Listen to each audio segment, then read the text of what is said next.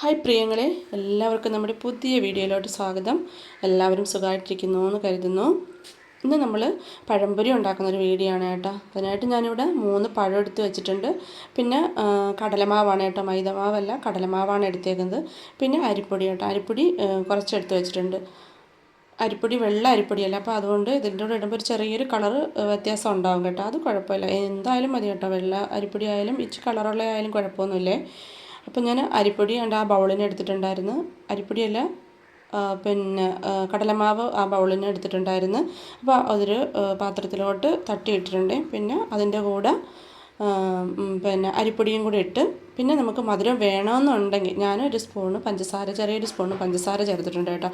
മധുരം വേണമെന്നുണ്ടെങ്കിൽ മാത്രം പഞ്ചസാര ചേർത്താൽ മതി.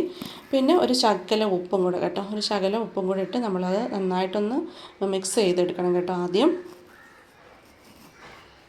അപ്പോൾ നന്നായിട്ട് മിക്സ് ചെയ്തതിന് ശേഷം പിന്നെ നമുക്ക് വെള്ളം ഒഴിച്ച് അതങ്ങ് കുഴച്ചെടുക്കണം കേട്ടോ.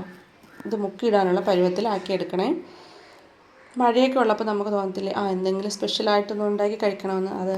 അപ്പോൾ അങ്ങനെയാണ് ഇങ്ങനെ ഇരുന്നപ്പോൾ മഴയൊക്കെ പെയ്തപ്പോൾ എനിക്ക് തോന്നി എന്തെങ്കിലും ഒന്ന് കഴിക്കാമെന്ന് വെച്ചിട്ട് അങ്ങനെ നോക്കിയപ്പോഴാണ് വാഴപ്പഴം ഇവിടെ ഇരിപ്പുണ്ടായിരുന്നു. അങ്ങനെയാണ് കേട്ടോ പഴംപൊരി ഉണ്ടാക്കാമെന്ന് വിചാരിച്ചത്. അപ്പോൾ എന്തായാലും ഒരു വീഡിയോ കൂടെ അങ്ങ് എടുക്കാമെന്ന് വെച്ചു കേട്ടോ. അപ്പം പിന്നെ നന്നായിട്ടത് മിക്സ് ചെയ്തതിന് ശേഷം നമ്മളതിൽ വെള്ളം ഒഴിച്ച് കുറച്ച് ഒഴിച്ചാൽ മതി കേട്ടോ. അല്ലെങ്കിൽ കൂടുതൽ ലൂസായിപ്പോയാൽ പിന്നെ പാടല്ലേ. പിന്നെ നമ്മൾ ഒന്നുകൂടെ മാവൊക്കെ ഇട്ട് മിക്സ് ചെയ്ത് അത് പരുവത്തിലാക്കി എടുക്കാൻ പാട്. അതുകൊണ്ട് നമ്മൾ കുറച്ച് വെള്ളം ഒഴിച്ച് അത് മിക്സ് ചെയ്തെടുത്താൽ മതി കേട്ടോ മാവിനെ. അപ്പോൾ നമ്മുടെ മാവ് ഇവിടെ റെഡി ആയിട്ടുണ്ട് കേട്ടോ. ഇനി നമുക്ക് എടുത്തു വച്ചിരിക്കുന്ന പഴത്തിനെ നമുക്ക് അരിഞ്ഞെടുക്കണം കേട്ടോ. അതിപ്പോൾ ഞാൻ അത് രണ്ടായിട്ട് കട്ട് ചെയ്തിട്ട് പിന്നെ അതിനെ രണ്ടായിട്ടാണ് കേട്ടോ മുറിച്ചെടുത്തത്. അത് അല്ലാന്നുണ്ടെങ്കിൽ ഒരു പഴത്തിനെ തന്നെ നമുക്ക് 3-4 പീസൊക്കെ ആയിട്ടായാലും കട്ട് ചെയ്തെടുക്കാമേ. പിന്നെ ഞാൻ മഞ്ഞൾപ്പൊടി വേണ്ടാന്ന് വിചാരിച്ചു, എന്നാലും ഒരു ശകലം കൂടി മഞ്ഞൾപ്പൊടി ഇട്ട കേട്ടോ. മൈദമാവാണെങ്കിൽ കറക്റ്റ് ആ മഞ്ഞ കളർ തന്നെ വരും. പക്ഷേ ഇത് കടലമാവാണ് എടുത്തത്, അതുകൊണ്ടാണ് കേട്ടോ ഈ കളറിൽ കാണുന്നത്. അതുപോലെ തന്നെ അരിപ്പൊടിയും വെള്ള അരിപ്പൊടിയും അല്ലായിരുന്നു. അപ്പോൾ അതിൻ്റെ രണ്ടിൻ്റെയും കൂടെയാണ് കളറ് കേട്ടോ ഇങ്ങനെ ആയിരിക്കുന്നത്.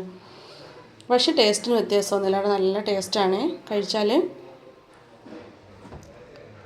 അപ്പം പഴവും കൂടി എടുത്ത് വെച്ചിട്ടുണ്ട് കേട്ടോ. പഴവും കൂടി ഇനി നമുക്കിത് അരിഞ്ഞ് ചെറുതാക്കി മുഴുവനായിട്ട് കഴിഞ്ഞാൽ കുറേ എണ്ണ വേണ്ടേ. അപ്പം നമ്മളിത് ചെറുതാക്കി ഇടുന്നതാണ് നല്ലത്. അപ്പോൾ അതിനനുസരിച്ചുള്ള എണ്ണ മാത്രം ഒഴിച്ചാൽ മതിയല്ലോ. ഞാനിവിടെ വെളിച്ചെണ്ണയാണ് കേട്ടോ എടുത്തേക്കുന്നത്. നമ്മൾ വെളിച്ചെണ്ണ പൊരിച്ചെടുക്കുമ്പം നല്ലൊരു ടേസ്റ്റ് കൂടെ കിട്ടും കേട്ടോ.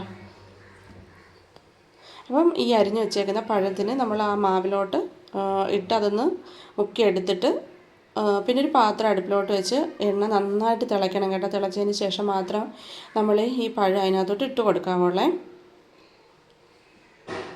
അപ്പോൾ എണ്ണ തിളച്ച് വരട്ടെ കേട്ടോ. തിളച്ച് വരുമ്പോഴത്തേക്ക് നമുക്ക് ആ പഴത്തിന് മാവിലോട്ട് മുക്കിയിട്ട് ഇതിലോട്ട് ഇടാം കേട്ടോ. അപ്പോൾ നമ്മുടെ എണ്ണ നമ്മൾ തിളച്ച് ഇട്ടിട്ടുണ്ട്. ഇനി നമ്മൾ പഴം അതിനകത്തോട്ടിട്ട് മാവിലോട്ടിട്ട് ഒന്ന് മൊത്ത ഭാഗത്തും ഒന്ന് ആക്കി എടുക്കണം കേട്ടോ. ഇതിപ്പോൾ മൊത്തം ആയിട്ടുണ്ട്. അപ്പം ഇനി നമുക്ക് ഇതിനെ എടുത്ത് എണ്ണയിലോട്ട് ഇട്ട് കൊടുക്കാമേ.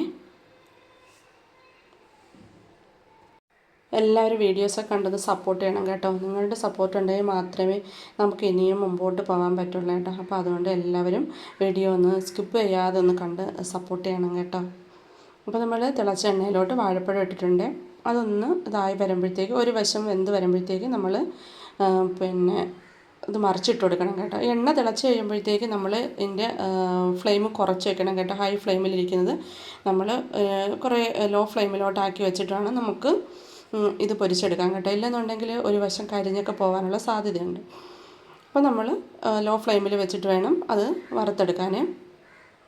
അപ്പോൾ ഒരു വശം ആയിട്ടുണ്ട്. അപ്പോൾ നമ്മളതിന് തിരിച്ചിട്ട് കൊടുക്കണം കേട്ടോ. 2 വശവും തിരിച്ചിട്ട് കൊടുത്ത് നമ്മളത് വേവിച്ചെടുക്കണേ. ചെറിയ കൊമ്പൊക്കെ വന്നിട്ടുണ്ട് കേട്ടോ. എന്നാലും ടേസ്റ്റിന് കുറവൊന്നും ഉണ്ടായിരുന്നില്ല കേട്ടോ. നല്ല രുചിയായിരുന്നേ. അപ്പം നമുക്ക് ബാക്കിയുള്ളതും കൂടി നമുക്ക് അങ്ങനെ ഫ്രൈ ചെയ്തെടുക്കാം കേട്ടോ. പഴം കൂടെ പൊരിച്ചെടുക്കാം കേട്ടോ. അപ്പം നോക്കിയപ്പോൾ ബാക്കി കുറച്ച് മാവ് വന്നിട്ടുണ്ടായിരുന്നു കേട്ടോ. അങ്ങനെ പിന്നെ ഞാൻ വിചാരിച്ചെന്നാൽ ഒരു സവാള ബജിയും കൂടെ ഉണ്ടാക്കാമെന്ന്. അപ്പോൾ സവാള ഇങ്ങനെ റൗണ്ടിന് അരിഞ്ഞെടുത്തിട്ട് ആ മാവിലോട്ടൊന്ന് മുക്കി എണ്ണയിലിട്ട് പൊരിച്ചെടുത്താൽ മതി. അത് നല്ല ടേസ്റ്റാണ് കേട്ടോ. അപ്പം സവാള ബജി ഉണ്ടാക്കിയിട്ടില്ലെങ്കിൽ എല്ലാവരും ഒന്ന് ഉണ്ടാക്കി വെക്കണം കേട്ടോ. ഇത് ഇങ്ങനെ അങ്ങ് വറുത്തെടുത്ത് കഴിക്കാനും നല്ലതാണ്. അതല്ലെന്നുണ്ടെങ്കിൽ സോസ് കൂട്ടി കഴിച്ചാൽ സൂപ്പറാണ്.